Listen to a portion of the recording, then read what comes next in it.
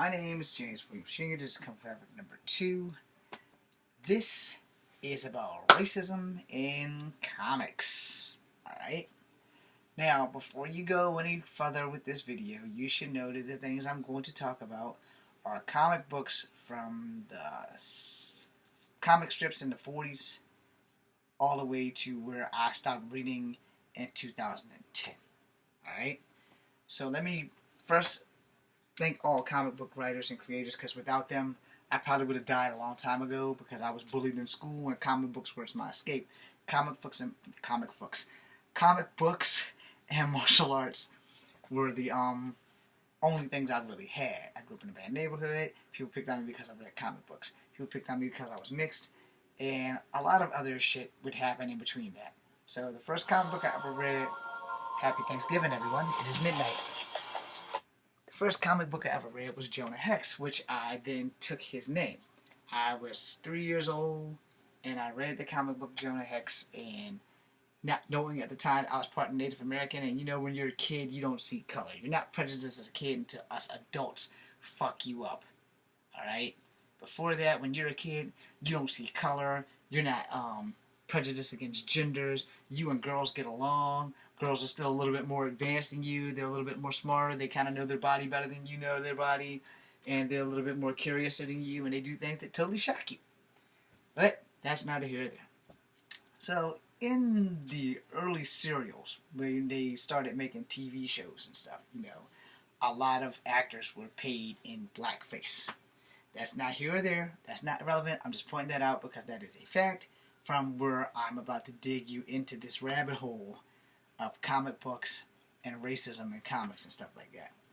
Now, when Hollywood first came into existence, they really didn't have a lot of black actors playing black people. They didn't really have black actors, period. They just hired white guys and made their asses up to look like they were people of color.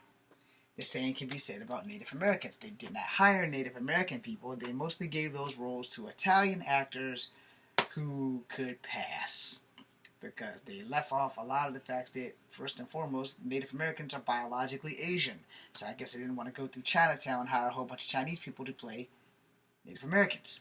And then when they, as time would progress, they would hire more Asian actors to play more Asian people.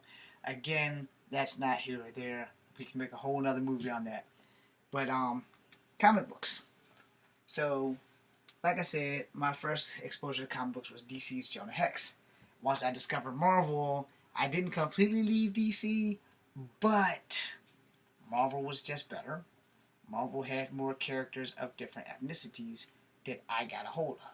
You know, like the X-Men, where when you would read Justice League or Superman in them, you would have black people in the comics, but they were not the heroes. Alright? DC does have black heroes, so don't think that I'm wrong there. You know, if you stay in continuity, they do have some black heroes. Cyborg, Black Lightning, Black Bolt technically was Hanna-Barbera's. Silver Samurai was technically Hanna-Barbera's. Super Samurai, excuse me. Apache Chief was technically Hanna-Barbera's. But that, again, we'll get to in a few minutes. Now, when you're going down the comic books from the serials, from the Sunday Funnies, you had the Phantom, you had Flash Gordon, you had Mandrake, and you had Lothar. Lothar was one of the first black comic characters in existence. And, you know, sadly, he didn't really have his own thing. He hung out with Mandrake the Magician. Alright? Still not really sure if Mandrake's actually white or if he's Asian. So, I've never really been sure. I'll have to Google that shit later. I won't Google it while I'm making these videos.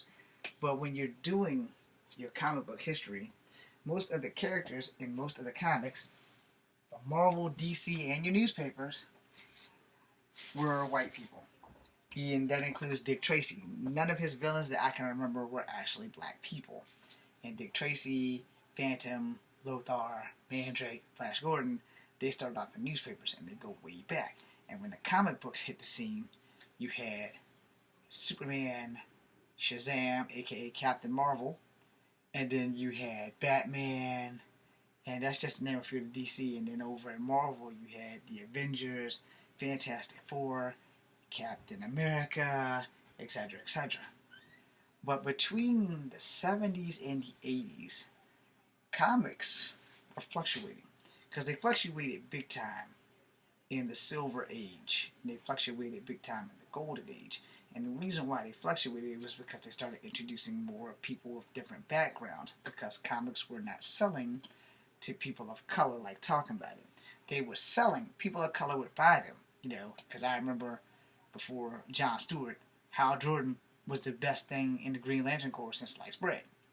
And then over on the Marvel side, up until Luke Cage, aka Power Man, came out, you rarely had any black superheroes that were really accredited and noted. Where on DC, when you had Super Friends, you had Cyborg. Where on Marvel, for Power Man and them, he came out like somewhere during the Secret Wars, and even he teamed up with a dude that might be white, might be Asian, because his name was Danny Rand, and I could never understand if Danny Rand was a blonde Asian, or a mixed person, or if he was just Chinese and he fell in a bad bleach. Danny Rand's origin never really made a lot of sense to me, because I haven't met too many white people with the last name Rand, which is awesome, but still, I never could understand him being Danny Rand, if he was white, or if he was Asian, or if he was mixed. Then both Marvel and DC had martial art based comic books. Martial arts, like the martial arts Shang-Chi or Tu Wong Fu or whatever, and then you had Fin Fan Fu, who fought Iron Man, who was a dragon, and it was all kinds of crazy shit going over there. Then over in DC, you had a variable of things until Jon Stewart came out. Once Jon Stewart came out and got really popular, more black characters started emerging in DC. Now, don't try to fact check me, because everything I'm saying has been retconned. Thought I'd add that in right now. Everything I've said, everything for DC and Marvel both got retconned big time back in 2010. Which is why I stopped reading comic books to begin with. Not that I don't support them, and every now and again I will pick up a comic book. But for the most part, in all fractions and all groups in both universes, except for like when you went to like Harbinger, and when you went to Image, and when you went to the Archies, who did the Ninja Turtles, and hell, I don't remember if anybody in Archies had any black people. But when you go into that, since we are talking about racism, comic book heroes started becoming people of color to sell comics to people of color. Understand that, when they killed off the Fantastic Four, and they thought, hey, it'd be a good idea to make a Fantastic Four movie and make Johnny Storm black. But you neglected that in most places in the real world, there's very few places that they're going to let a black man adopt a little white girl. That is I'm not going to say it's not impossible, but it's highly unlikely. Even if that black guy is a doctor and makes a fuck ton of money, it's highly unlikely. And the thing that made the Fantastic Four movie that most recently done fucked up was that Johnny and Sue were not biologically connected, and the father was a black guy, and Sue should have been black. It's as simple as that. Sue should have been black. Don't change the complete dichotomy of it. If Johnny and Sue are brother and sister, they should be biologically connected, and Sue should have been black. I'm sure they could have found some red bone chick to match skin tones with Michael B. Jordan, and that movie probably would have been a smash hit. But I guess everybody was going against the grain and decided we don't want a black Sue Storm. We're going to have a black Johnny Storm and have Sue be an adopted sister. So clearly they were not in the 616. Alright? Just to get that out the way. Then you got variations. Because now, if I'm up to speed, Amadeus Cho is a hawk. I don't know if he's the red hawk or the green hawk, but I know he is a hawk. Not the kind that fly. Then you mostly have, when it comes to like certain teammates in certain fractions in Marvel, for me, and I'm only going to speak for me, Avengers wasn't like really one of my favorite books. I did check them out every now and again because they did have a Captain Marvel, and she was black. Her name was Monica Rambeau. There is a guy that I follow that specifically points that out like 10,000 times a day. Okay, I like him, but I'm not cutting him down or anything. I'm just letting him know, I do like him, and sometimes he gets it right, sometimes he doesn't. But like I said, everything that I say has been retconned. I'm 46. Trust me, everything I say has been retconned. Retconned the fuck out of everything. So, because apparently when Scarlet Witch lost her twins, which she had already had twins back in '82 with an android named Vision. But somehow all that shit got retconned. So when she lost her new twins, all that shit fucked up the whole 616 and all kinds of other clusterfucks happened beyond the Onslaught clusterfuck. Now, sticking with Marvel for a second. At the time when Monica Rambeau was Captain Marvel, they had 3 different Avenger teams, but 2 different Avenger comics. Let me explain that because this happened before the Secret Wars and after the Secret Wars, before the retconning and before Secret Wars 2. So Monica Rambeau decided to take a fuck ton of Avengers into space. Amongst them was D-Man, Hercules, and some other people. About that time, a black superhero kid arrived on the scene. His name was Rage, who was the second black Avenger that I know of. And again, I quote this really quickly with rabbit ears. All that shit was retcon. Anyway, moving on. So you have like maybe 5 or 6 Avengers that were black, outside of the fact that I left off James Rhodes, who was there before Rage. So you have Captain Marvel, War Machine, who was going as Iron Man at the time, because Tony was going through some shit. And then you have Rage. Alright? Hercules kicked Rage off the team. He became a new warrior. That's not here or there, but that is a fact that shit's probably been retconned too. For all I know, Rage has never been an Avenger now. But Rage was an Avenger, and they need to bring his ass back. It's a 13-year-old kid who got something happen to him. He's not a mutant, but he's like super big, super strong, and it goes on from there. But those were like the only 3 black Avengers that I knew personally, because when I picked up a comic, if Rage was on the cover, I'd read the comic. If it didn't have any black people on the comic, or if War Machine wasn't running the Iron Man armor when they were going East Coast, West Coast Avengers and shit, when they were going tit for tat in the comics, way back in the early to mid 80s, right about the time the Secret Wars came out, again, that shit's been retconned. So, you know, I didn't really pick up the comic. And when Secret Wars came out, they brought in more black comics characters. Now, let me flip it all the way back to X-Men, New Mutants, X-Factor, X-Terminators. Alright. So, we've gone back in time a little bit, just a little bit. So, in the New Mutants was one of the main comic books that had the most adverse team of people. So, you had Doug, who was a white guy. You had Renee, who was a white chick. And you had Cannonball, who was a white dude. Sam Guthrie, Renee St. Clair, a.k.a. Wolfsbane. Doug, his codename was Cypher. Okay? Now let's break into the aliens. You had Warlock.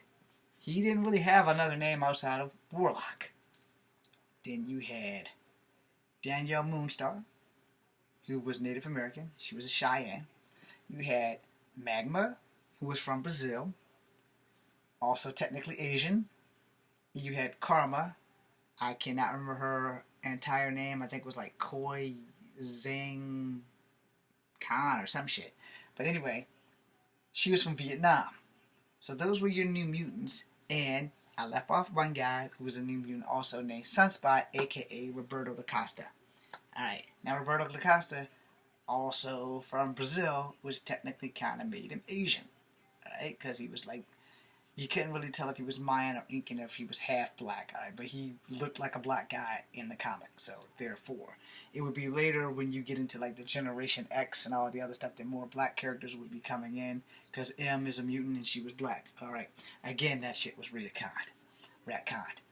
Yeah, they had the talking horse. Oh yeah, I forgot Kitty Pryde was doubling between teams as Shadowcat and Sprite, so that was kind of how that was going on. Eventually, she would initially become Shadowcat and be frozen in her phasing state. I forgot how they fixed that.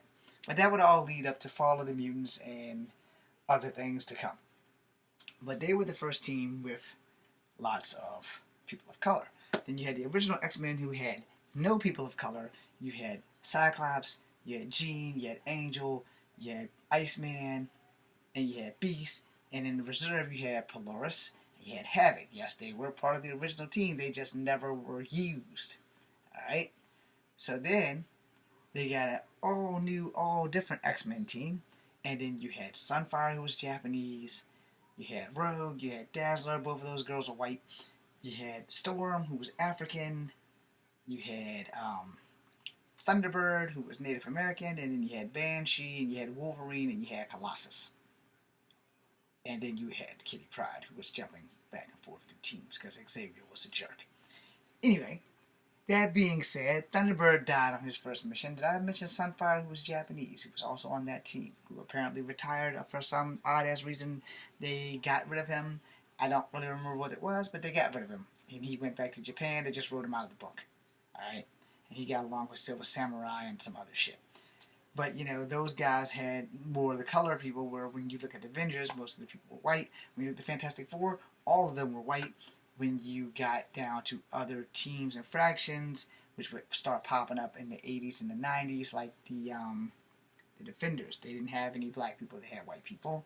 The other Defenders, where the Hawk and Namor and all of them were on there, they started getting a little bit more indifferent because technically Namor is white because his daddy's white, but he's also part Atlantean. So, you know, you get the gist.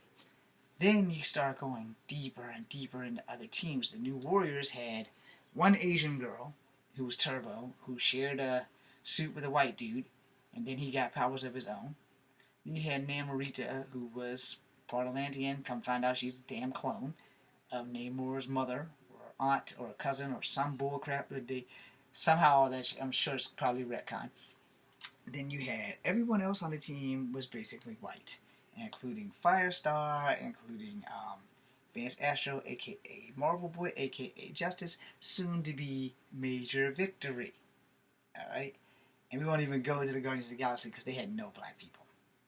They had no black people, unless Tiger was secretly black and I just didn't know it. And then, you know, the New Warriors did fight other black villains also, because they fought the Sphinx and the world got shifted, all kinds of other stuff. Have all that shit downstairs. So let's flip the script from the comics of Marvel and we're going to go into DC. Now, as you got into Justice League and Lantern Corps, the Lantern Corps is the only team I know for sure, mostly aliens, but they were people who were of color. Kilowog was pink. They had one lady who was also pink and she wore a green suit, and all the other aliens just looked like aliens, you know. And then you had John Stewart, who was black. And he was the first black Green Lantern. He was also a Marine, so, you know, you got him in there. Then later you would have Carl Reiner and his great niece Kari Wen, which would be the Green Lantern way, way deep in the future. Again, all that shit's retcon, because I don't know what the fuck they're doing. They had the New 52's reboot, and they had the Infinite Crisis thing, and that's coming to TV soon, which is not relevant to the comic book at all, but at the same time, you know, you have these things going on. Then they started doing all this other stuff, and now we're going to leave the comic books, but stay on the concept of racism in comic books, but I'm going to talk to you about their cartoons now on TV.